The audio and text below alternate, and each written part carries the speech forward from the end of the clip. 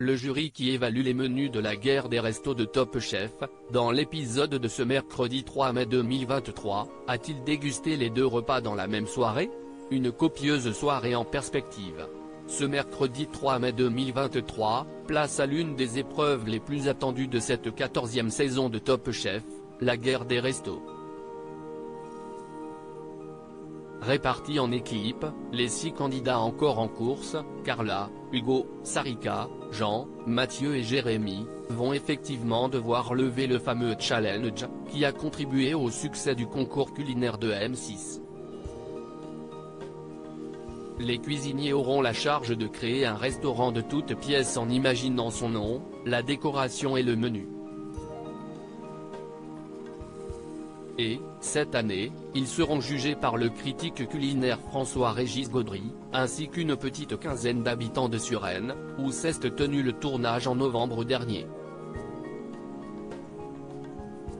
La guerre des restos de Top Chef, la dégustation des deux repas se déroule-t-elle le même soir?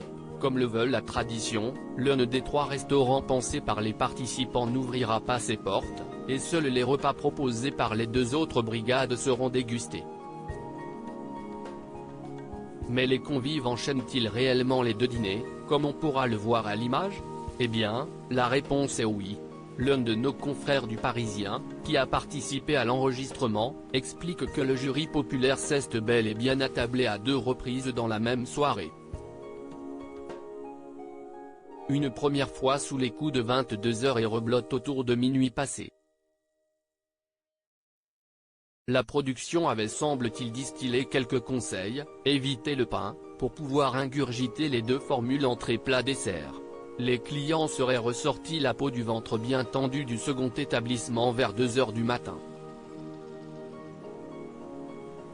Top Chef 2023, une grande première dans la guerre des restos.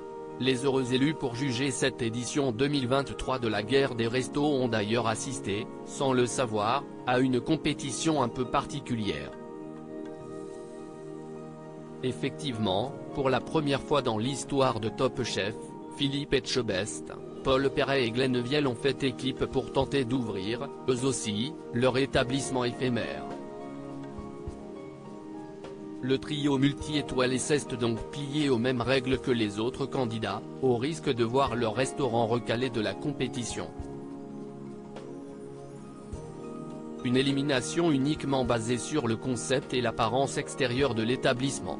À lire aussi, on a dû parfois recadrer, quand la production de Top Chef rappelle à l'ordre certains candidats un peu trop fêtards.